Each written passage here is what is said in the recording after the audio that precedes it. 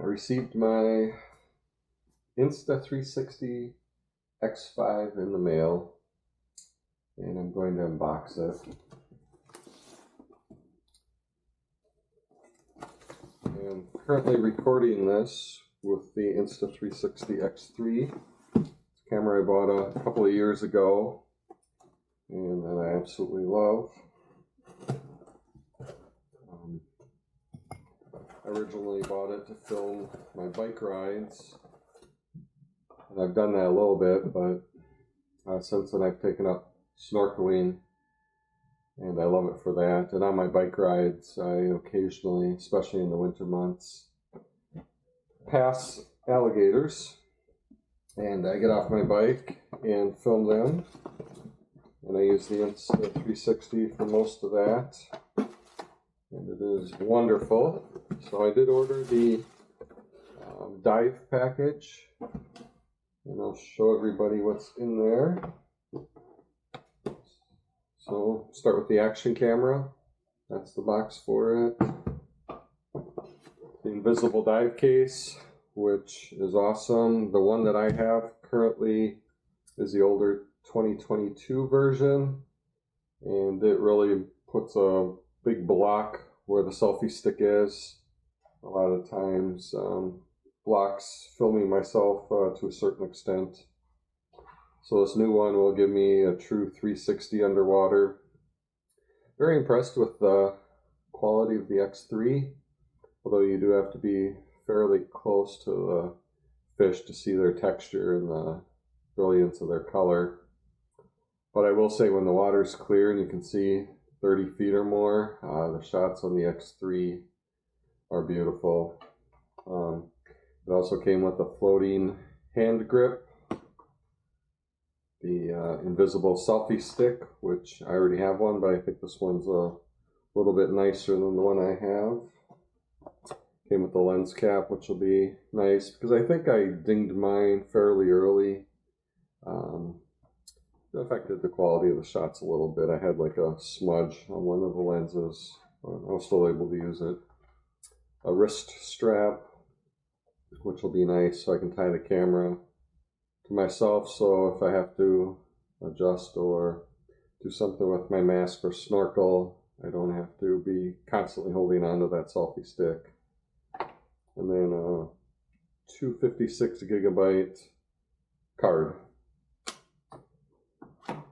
So right now I think I currently use a 128, and that gives me up to 2 hours of filming, which my battery, when I dive, it lasts about an hour and a half with the camera on constantly, and I usually film maybe 30 to 45 minutes of footage, which is usually plenty.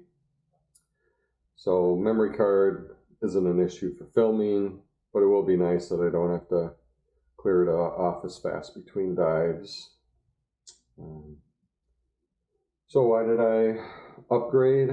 It was, the main reason was the improved video quality, because I do often find I have some pictures that start to pixelate when I zoom in. Like last week I had 2 nurse sharks swim by me, and they kept their distance, probably 10 feet, and the quality of them when I zoomed in to fill up the shot when they were that far away was good, but it wasn't great. So I'm hoping this will give me a little bit more flexibility on some of these creatures.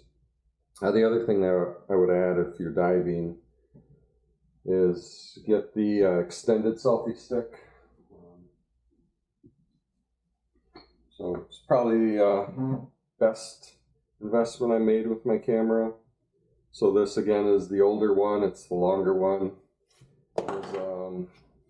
I put it in my backpack. It is a little long. The newer one I think is shorter, which would be nicer. It is a little thicker though.